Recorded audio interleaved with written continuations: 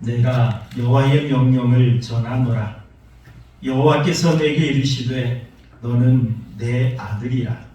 오늘 내가 너를 낳았도다. 내게 구하라. 내가 이방 나라를 내 유업으로 주리니 내 소유가 땅 끝까지 이르리로다. 네가 철장으로 그들을 깨뜨리며 질그릇같이 부수리라 하시도다. 아멘. 우리 옆에 사람 보고 인사하시겠습니다. 반갑습니다. 주님의 사랑을 사랑합니다. 인사하십니다. 추운 겨울이 되면 땅이 꽁꽁 얼죠. 그러면 모든 것이 어찌 보면 다 죽은 것 같고, 자, 얼어서 이제 다 생명이 끝나버린 것 같습니다. 그런데 봄이 되면 어떻죠? 그 죽은 것 같은 식물이나 나무에서 새로운 싹이 돋아납니다.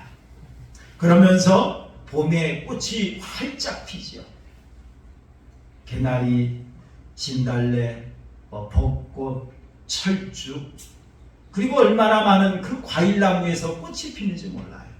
사과꽃, 백꽃, 복숭아꽃, 천지가 꽃으로 덮이는, 그걸 우리는 볼 수가 있습니다. 이것이 어떻게 가능합니까? 이것이 가능한 것은 추운 겨울에 죽은 것 같았어요. 말라버린 것 같았어요. 그런데 뿌리를 통해서 영양분이 공급됩니다. 가지에서 새로운 싹이 돋아나게 합니다.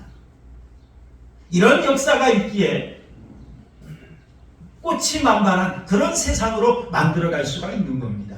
여러분, 그런 것처럼 하나님께서 우리 하나님의 백성들에게도 이런 은혜를 주신다라고 성경은 우리에게 말씀하고 계십니다. 우리 말씀을 한번 읽어볼까요? 야고보서 1장 17절 우리 함께 한번 보겠습니다. 야고보서 1장 17절 시작. 온갖 좋은 은사와 온전한 선물이 다 위로부터 빛들의 아버지께로부터 내려오나니 그는 변함도 없으시고 회전하는 그림자도 없으시니라 라고 말씀하셨어요.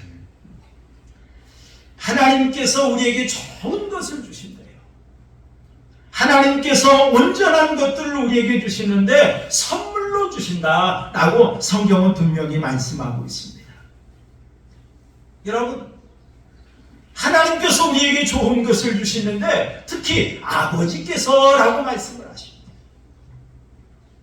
아버지가 자녀들을 사랑해서 자녀들에게 좋은 건 주길 원하는 것처럼 하나님 아버지께서도 우리에게 좋은 것을 주시길 원하신다 라고 분명히 말씀하고 계십니다. 그뿐만이 아니죠.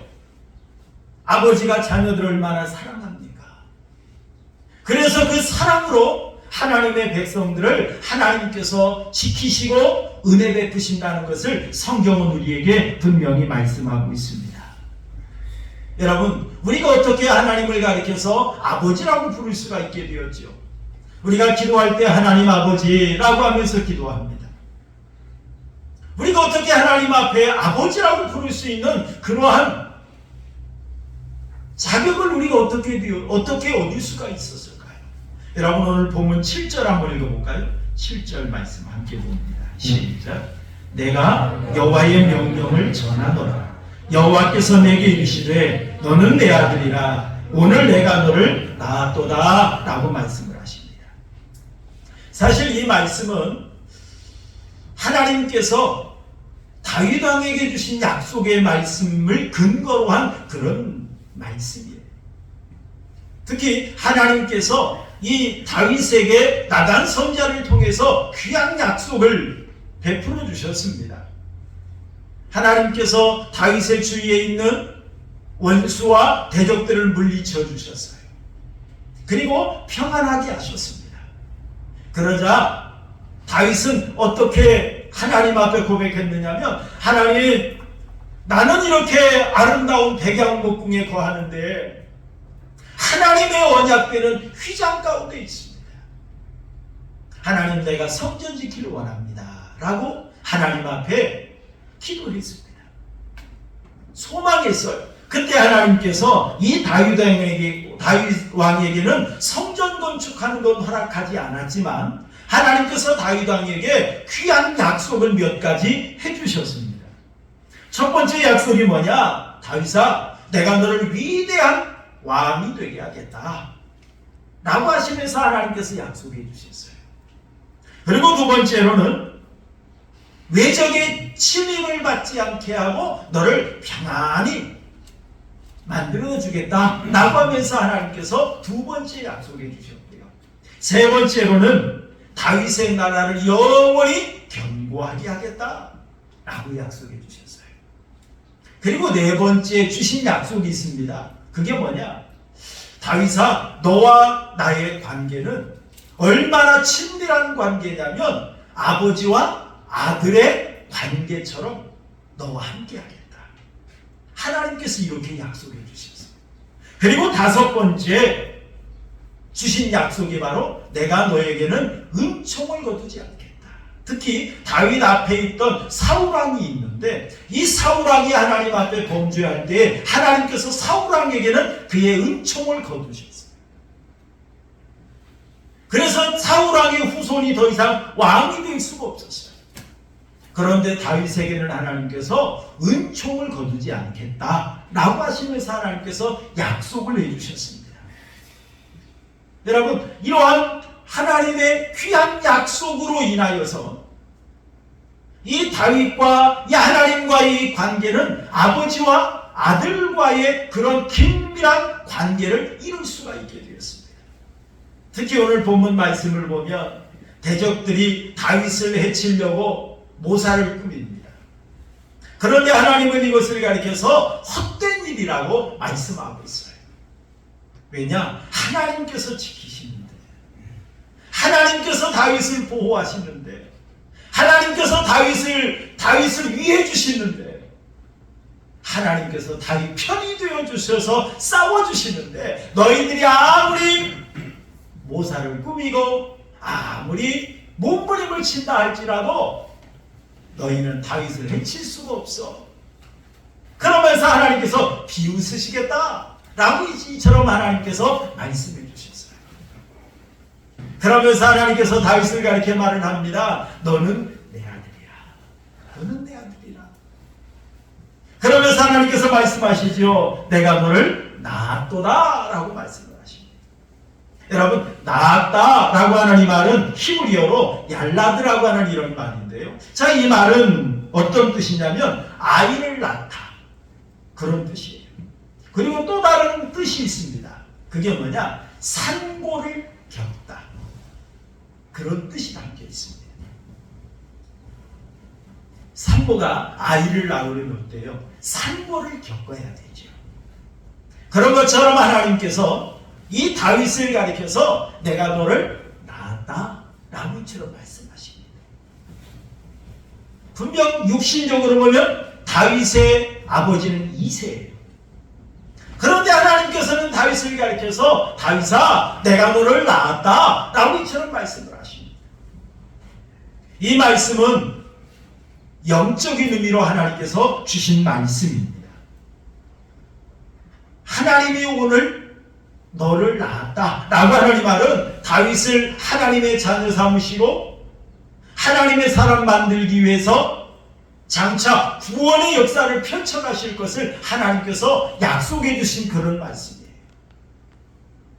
하나님께서 죄에서 하나님의 백성들을 구원하기 위해서 어떻게 하십니까? 하나밖에 없는 독생자를 우리의 죄값으로 십자가에 내어주셨습니다.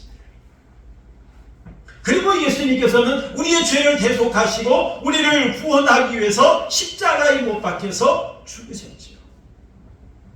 이때 예수님께서 십자가에서 겪으셨던 이 고난, 십자가에서 당하셨던 이 멸시와 이 천대, 이러한 것들을 가리켜서 하나님은 산고를 비유해서 하나님께서 이렇게 말씀하신 것입니다.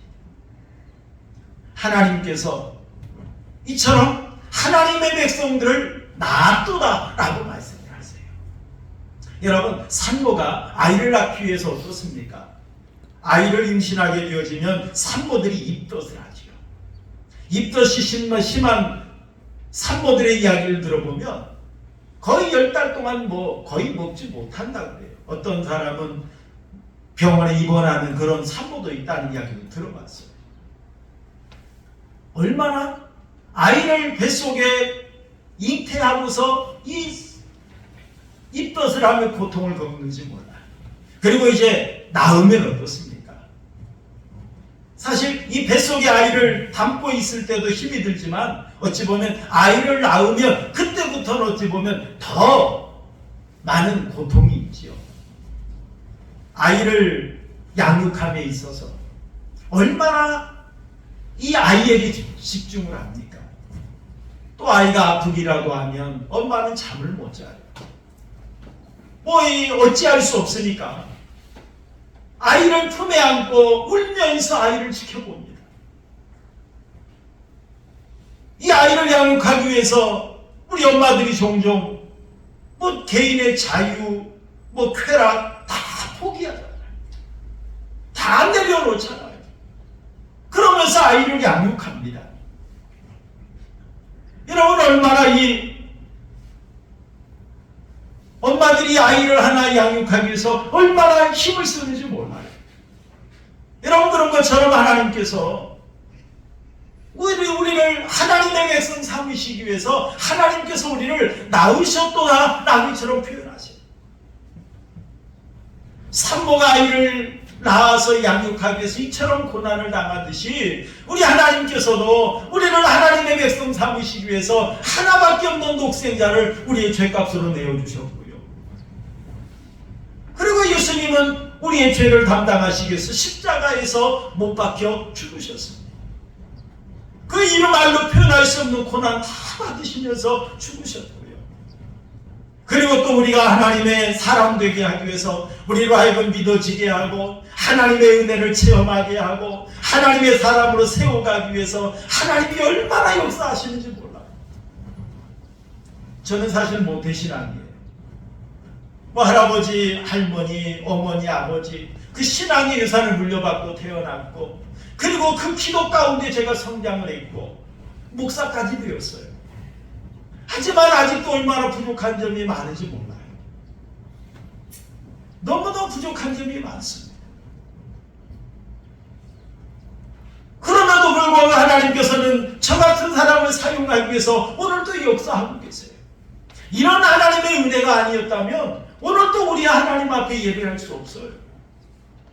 이런 하나님의 놀라운 은혜로 인하여서 우리가 하나님 앞에 서게 되었다는 것을 하나님은 말씀하고 있는 걸 볼 수가 있습니다.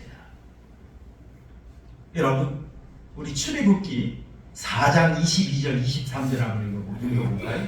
출애굽기 4장 22절 23절 시작. 너는 바로에게 이르기를 여호와의 말씀에 이스라엘은 내 아들 내 장자라. 내가 내게 이르기를 내 아들을 보내주어 나를 섬기게 하라 하였다. 네가 보내주기를 거절하니 내가 내 아들 내 장자를 죽이리라 하셨다 하라 하시니라 라고 말씀하십니다. 하나님께서 이스라엘 백성들을 애굽에서 구원해 내실 때 이 애굽의 바로 왕에게 이스라엘 백성들을 내보내라고 하나님께서 모세를 통해 하나님이 말씀하셨어요. 그런데 이 바로가 말을 듣지 않았죠. 그때 하나님께서 10가지 재앙을 내리면서 10번째 재앙, 특히 장자의 죽음을 예언하시면서 하신 말씀이에요. 이때 하나님께서 이스라엘 백성들을 가리켜서 뭐라고 말씀하셨느냐? 내 아들, 내 장자. 이렇게 하나님이 표현하셨어요. 아직 그들이 하나님의 백성으로서 온전히 세워지지도 않았고 출애굽하지도 않았고 여전히 죄악의 땅에 있어요. 아직도 노예 생활하고 있어요. 그런데 하나님은 그런 이스라엘 백성들을 가리켜서 내 아들, 내 장자 이렇게 하나님이 표현해 주셨어요. 내 아들이라고, 내 장자라고 하나님께서 인정해 주셨어요. 여러분 어떻게 우리가 하나님의 아들이 될 수 있었습니까? 어떻게 오늘 우리가 하나님 앞에 예배하면서 하나님을 가리켜서 나의 아버지라고 부를 수 있게 되었습니까? 그것은 하나님께서 우리 안에 믿음을 주심으로, 하나님의 은혜를 주심으로 이것이 가능한 거예요. 여러분, 갈라디아서 3장 26절 우리 한번 읽어볼까요? 갈라디아서 3장 26절 시작. 너희가 다 믿음으로 말미암아 그리스도 예수 안에서 하나님의 아들이 되었으니 라고 말을 했어요.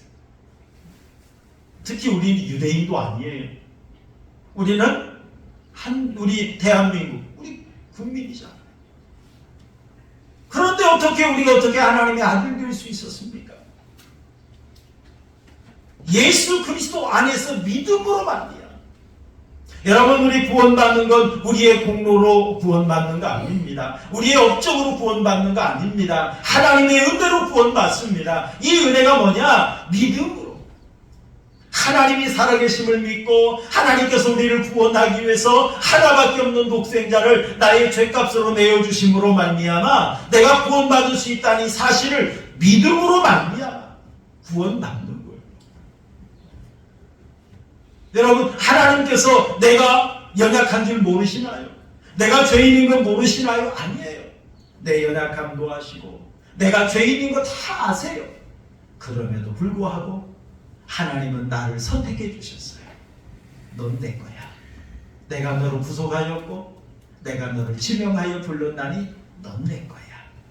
그러면서 하나님께서 우리를 딱 찜해 주신 거예요. 그리고 우리 안에 믿음을 심어주셨어요. 믿을 수 있는 은혜를 주셨어요. 하나님이 살아계시는구나. 하나님의 십자가의 은혜가 이처럼 놀랍고 귀하구나. 그러면서 나도 믿어야지. 그런 마음을 주신 것이 바로 하나님의 놀라운 은혜예요. 이 믿음만 있으면 우리가 구원받게 된다는 사실을 여러분 믿으시길 바랍니다. 이 믿음으로 우리가 구원받는다는 사실을 여러분 믿으시길 바랍니다. 이 믿음으로 우리가 하나님의 아들 된 거예요. 하나님의 아들, 딸이 된 거예요. 여러분이 갈라디아서 4장 5절 6절 한번 읽어볼까요? 갈라디아서 4장 5절 6절 시작. 율법 아래 있는 자들을 속량하시고 우리로 아들의 명분을 얻게 하려 하심이라. 너희가 아들이므로 그 하나님의 그 아들의 영을 우리 마음 가운데 보내사 아빠 아버지라 부르게 하셨느니라 라고 말씀했어요. 우리가 아버지 하나님을 가리켜서 나의 아빠, 나의 아버지 이렇게 부를 수 있는 것은 하나님께서 우리 안에 성령 하나님을 보내주신 거예요. 성령 하나님의 역사가 아니면 우리 예수님을 가리켜 주님이라 고백할 수 없어요. 하나님을 가리켜 나의 하나님이라고 고백할 수 없어요. 하나님을 가리켜서 나의 아빠라고 나의 아버지라고 내가 고백할 수 없어요. 내가 고백한다는 이 자체는 하나님께서 우리 안에 성령님을 보내주셨고 이 성령 하나님의 역사로 가능하다는 사실을 여러분 믿으시길 바랍니다. 내가 부르고 싶어서 부를 수 있는 거 아니에요. 여러분, 옆집 애들 보고 나를 아빠라고 불러보라고 한다면 부르겠어요? 안 부르죠. 왜요? 내 아빠가 아닌데. 근데 우리 자녀들을 가리켜서 아빠라고 부르라고 말하지 않아도, 안 가르쳐줘도 아빠, 엄마 부르잖아요. 어린아이가 첫 말을 배울 때였대요. 사실 하지도 않았는데 엄마라고 불렀어. 그러면서 우리가 얼마나 좋아합니까? 아빠라고 불렀어. 여러분, 가르쳐주지도 않았는데 자동적으로 부르게 되는 거예요. 그런 것처럼 하나님께서 우리 마음에 성령 하나님을 보내주셔서 하나님을 가리켜서 나의 아빠라고 나의 아버지라고 이 부르게 된 것이 바로 하나님의 놀라운 은혜라는 사실을 여러분 믿으시길 바랍니다. 갈라디아서 4장 7절 한번 읽어볼까요? 갈라디아서 4장 7절 시작. 그러므로 네가 이후로는 종이 아니요 아들이니 아들이면 하나님으로 말미암아 무엇을 받을지 아니라 유업을 받을지. 그러므로 이제 우리는 종이 아니에요. 하나님의 아들이 된 거예요. 우리는 이제 사탄의 노예가 아니라 이제는 하나님의 자녀가 된 거예요. 사탄의 사람이 아니라 이제 우리는 하나님의 사람이 된 거예요. 그러므로 우리는 하나님의 유업을, 하나님의 놀라운 은혜를 품고 살다가 하나님 나라를 상속받는 상속권자가 된 거예요. 이것이 얼마나 귀한 은혜입니까? 여러분, 요한복음 1장 12절 13절 우리 함께 한번 읽겠습니다. 요한복음 1장 12절 13절 시작.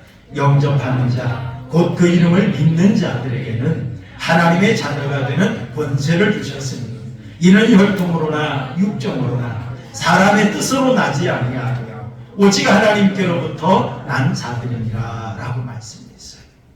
여러분, 우리가 믿음으로 하나님의 자녀가 된 것, 어떤 혈통을 통해서 모태신앙이라고 되는 거 아니에요. 여러분, 사람의 어떤 노력으로, 사람의 뜻으로 된 게 아니에요. 하나님의 은혜로 되었다라고 분명히 말씀하고 있습니다. 하나님의 역사가 있기 때문에 우리가 믿어지는 거예요. 하나님을 가리킨 나의 하나님이라고, 하나님을 나의 하나님, 나의 아빠라고, 나의 아버지라고 부를 수 있는 거예요. 하나님의 귀한 은혜로 되어진 겁니다. 여러분, 오늘 이 시간 나와서 예배하는 거 거저된 거 아닙니다. 하나님의 은혜가 있기 때문에 오늘도 하나님 앞에 나와서 예배할 수 있다는 사실을 여러분 믿으시길 바랍니다. 그 은혜 우리는 누릴 수 있어야 돼요. 누리시길 바랍니다. 여러분, 신앙생활은 누리는 거예요. 하나님의 은혜를 내가 누리며 하나님의 은혜 가운데 사는 거예요. 하나님의 은혜 가운데 은혜를 나누는 거예요. 이게 신앙생활이에요. 여러분, 하나님께서 우리를 이처럼 사랑하셔서 이 세상 많은 사람들 가운데 우리를 선택해 주셨고 우리 안에 하나님의 성령 하나님을 보내주셔서 믿어지게 하고 고백하게 하고 그 은혜 가운데 살게 해주신 것, 이게 놀라운 하나님의 은혜입니다. 여러분, 사람은요 태어날 때부터 어떤 부모에게서 태어나느냐, 그리고 어느 곳에서 태어났느냐, 여러분 이것이 얼마나 중요한지 몰라요.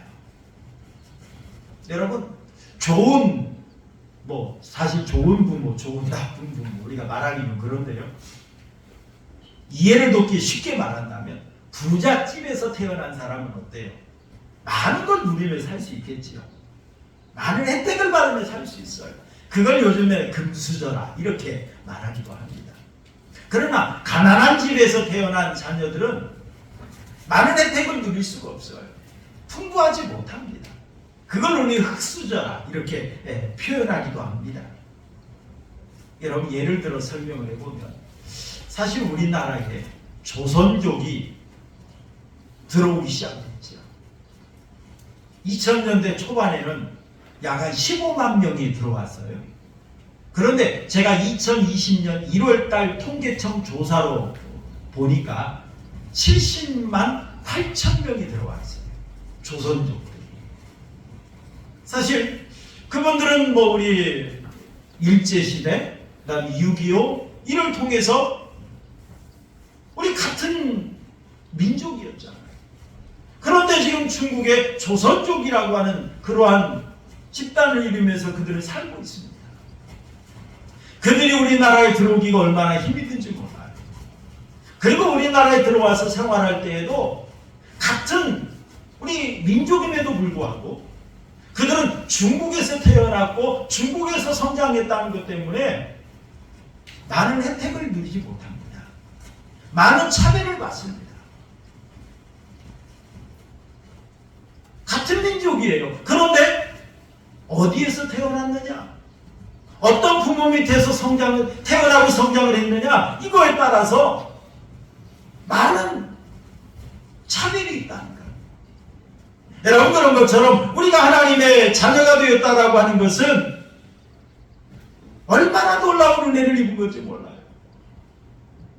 정말 하나님의 영광된 자녀가 되어서 하나님의 귀한 특권을 누릴 수 있는 그러한 은혜를 우리가 받았다라고 하는 것, 우리는 이것을 기억해야 됩니다.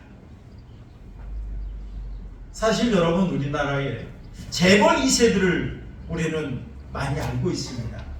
여러분, 현대중공업의 정몽준 회장, 사실 뭐 그 사람이 어떻게 노력해서 그 수많은 몇백억, 몇천억의 돈을 벌 수 있었습니까?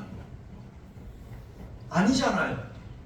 저는 그분이 어디 가서 회사 생활하고 어디 가서 뭐 노력해가지고 자수성가했다 그런 말 들어본 적이 없어요. 정주영 회장, 아버지를 잘 만난 거예요. 아버지 재산 물려받아서 몇천억 재산을 이루고 그 재산을 기반으로 해서 국회의원 나오고 대통령 후보에도 나오고 뭐 대한축구협회 회장도 같이 역임을 하고 뭐 그렇지 않습니까? 좋은 부모 만나니까 많은 것 물려받고 많은 혜택을 누리며 삽니다. 여러분, 이 옆에 있는 사람이 또 누군지 알겠죠? 삼성의 이재용 회장입니다. 좋은 아버지 만나니까 많은 거 물려받고 많은 거 누리며 살지 않습니까? 여러분, 2000년 초반에 제가 뉴스를 본 적이 있습니다. 뭐 이름만 대면 다 알 수 있는 우리나라의 유명한 회장이 아마 남몰래 첩을 하나 두었어요. 그리고 미국에 보내서 미국에서 생활을 하게 했는데, 이 회장이 죽은 후에 두 딸이 이 회장을 이제 죽은 회장을 상대로 친자 확인 소송을 했습니다. 그래서 나중에 확인을 해보니까 두 딸이라는 것이 맞았어요. 나중에 확인 들려오는 이야기를 들어보니까 이 회장이 미국에 생활하게 하면서 많은 돈을 주지 않았다고 그래요. 생활할 수 있는 만큼만 주었대요. 그러면서 생활하게 하다 보니까 이들이 어렵게 성장을 했답니다. 그런데 친자 확인이 되어지니까 100억대의 재산을 상속받았다라고 하는 그런 뉴스를 본 적이 있습니다. 여러분, 어떻게 이것이 가능해요? 부모라는 것이 확인되니까 그런 많은 걸 물려받고 누릴 수 있는 겁니다. 여러분, 옛날 서울 온누리교회에 박애녹이라고 하는 집사가 있었습니다. 나중에는 이분이 목사가 되었어요. 이분입니다. 사진으로 보고 있는 이분인데요. 이분이 옛날 직업이 뭐였느냐? 대기업을 다니다가 신내림을 받아가지고 박수무당이 되었습니다. 나중에 이분이 우리나라 2002년 월드컵 때 4강 신화를 이루었던 이영표, 최태우, 송종국 이런 사람들을 전도한 그런 사람입니다. 이분이 어떻게 각승무당이 되었다가 전도인이 되고 나중에 목사가 되었느냐, 그 간증 이야기를 새롭게 하소서에서도 간증을 했고요, 여러 번 간증을 한 적이 있습니다. 이분이 박승무당이었습니다. 한 10년 생활을 박승무당의 생활을 하고 있었어요. 그런데 어느 날 자기 누나 집이 부도가 났답니다. 부도가 나서 모든 걸 잃어버리고 오갈 데가 없게 되었다. 그래서 이 누나를 자기 집에 와서 생활하도록 그렇게 했다고 합니다. 그런데 그때부터 난리가 났대요. 박수무당으로서 귀신을 섬기고 그렇게 점을 쳐주고 그렇게 생활하고 있었던 사람인데, 예수 믿는 누나가 그 집에 들어오자마자 귀신들이 난리가 났대요. 이 박수무당이 점을 쳐야 되고 국도해야 되고, 그런데 이 귀신들이 난리가 나니까 누나는 그 충격으로 인하여서 하나님 앞에 매일 철야기도 하면서 기도하게 되었답니다. 그런데 어느 날 이 박애녹이라는 이 사람의 딸이 아빠에게 물어보더랍니다. 아빠, 무당이 뭐야? 라고 묻더래요. 그래서 이 딸에게 자기가 무당이라는 걸 밝히기 싫어서 다음에 얘기해 줄게, 그러면서 미뤘답니다. 그리고 나서 나중에 이제 무당이라고 설명을 해주는데, 무당은 귀신이 시키는 대로 하면서 살아가는 사람이야 라고 설명해 줬답니다. 그때도 자기가 무당이라는 걸 말하지 않았답니다. 왜? 자기가 무당이면 자기 딸은 무당 딸이잖아요. 너는 무당 딸이야. 그것을 말하기가 싫어서 그동안 말하는 걸 이처럼 꺼려했다고 합니다. 그리고 결단을 내렸답니다. 귀신을 떼어내려면 귀신이 싫어하는 예수를 믿어야 되겠다. 이 사람이 박수무당으로 있으면서 특히 누나가 예수 믿는 누나가 자기 집에 들어오면서 귀신들이 난리나는 이 모습을 봤기 때문에 귀신이 예수를 싫어하는구나. 그러면 이 귀신을 떼어내려면 내가 예수를 믿어야지. 그러면서 예수 믿기로 결단했답니다. 그리고 교회 나가서 세례를 받는데 그때 큰 은혜가 자기에게 임했답니다. 그리고 예수 믿는 것이 얼마나 행복한지, 예수 믿는 것을 이제 많은 사람들에게 고백하게 되어지고 내가 만난 예수님을 증거하게 되었답니다. 그러던 과정에서 축구선수 이영표, 최태욱, 송종국 이런 사람들을 만나서 예수님을 증거했더니 그들이 예수님을 믿게 되었다는 겁니다. 그리고 나중에는 이제 목사가 되어서 하나님의 복음을 전하는 그런 사람이 되었던 겁니다. 여러분, 이처럼 이 육신의 아버지도 자기 자녀에게는 좋은 것을 주고 싶어요. 좋은 이미지를 심어주고 싶어요. 자기 딸에게 너는 무당 딸이야 라고 하는 이걸 말하기 싫어하는 이 박수무당, 무당도 그래요. 그렇다면 여러분, 우리 하나님께서는 어떠하시겠습니까? 우리 하나님께서는 얼마나 자녀들에게 좋은 걸 하나님은 주기를 원하시겠습니까? 여러분, 하나님께서는 아들들에게 하나님의 복을 주십니다. 여러분, 어떤 복을 주실까요? 첫째, 하나님께서는 하나님의 자녀들을 사랑하십니다. 여러분, 우리 누가복음 15장에 보면 탕자의 비유가 나와요. 탕자가 아버지가 돌아가시지도 않았는데 아버지 돌아가시면 어차피 나에게 돌아올 유산 미리 주세요. 이걸 받아가지고 와서 허랑방탕하며 다 써버렸습니다. 그리고 나중에 굶주리다 못해 그래 아버지 집에 돌아가야 되겠다. 우리 집에는 종들도 풍족하게 사는데 나는 이게 뭔가. 그러면서 아버지 집에 돌아옵니다. 그때 이 아버지는 탕자를 어떻게 맞이합니까? 그저 맨발로 달려가서 이 아들을 끌어안으면서 영접합니다. 야단치지 않았어요. 책망하지 않았어요. 너 왜 그랬느니 따져 묻지도 않았어요. 그저 그냥 아들이 돌아오니까 잃어버렸던 아들을 찾았다는 그 기쁨에 이 아들을 기쁨으로 맞이하는 이 아버지의 마음, 이게 바로 하나님의 마음인 줄 여러분 믿으시길 바랍니다. 이 사랑으로 하나님은 아들을 사랑해 주세요. 우리를 사랑해 주십니다. 그리고 여러분, 부모는 자녀를 보호합니다. 자녀를 보호하죠. 여러분, 육신의 아버지도 할 수만 있으면 자녀들을 보호하길 원하고 자녀들에게 잘해주고 싶고 자녀들에게 최고의 것을 해주고 싶고 애를 씁니다. 그래서 우리 부모들이 얼마나 밖에 나가서 일하는데 힘들게 일하는지 몰라요. 사실 여러분, 밖에 나가서 이 돈 한 푼 번다는 게 얼마나 힘든지 몰라요. 사실 우리 성도님들 한 푼 한 푼 헌금하시는 것이요, 너무너무 귀한 헌금이에요. 얼마나 이 한 푼 벌기 위해서 애쓰고 때로는 땀을 흘릴 뿐만 아니라 모진 소리 많이 듣잖아요. 때로는 욕도 먹고 때로는 책망도 받고 때로는 자존심도 상하고 그러면서 한 푼 벌어서 가정생활 이끌어가는 거예요. 그렇게 벌어서 자녀들 뒷바라지 하는 거예요.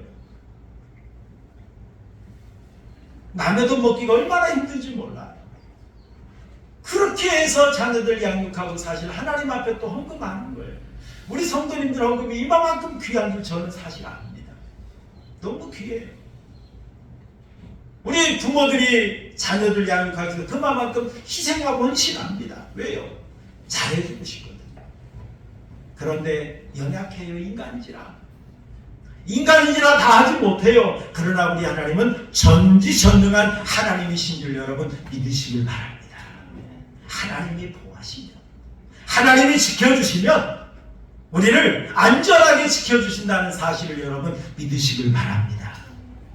그리고 여러분, 우리 부모는 자녀들에게 모든 걸 줍니다. 나중에는 죽어서는 재산을 다 상속해 주지요.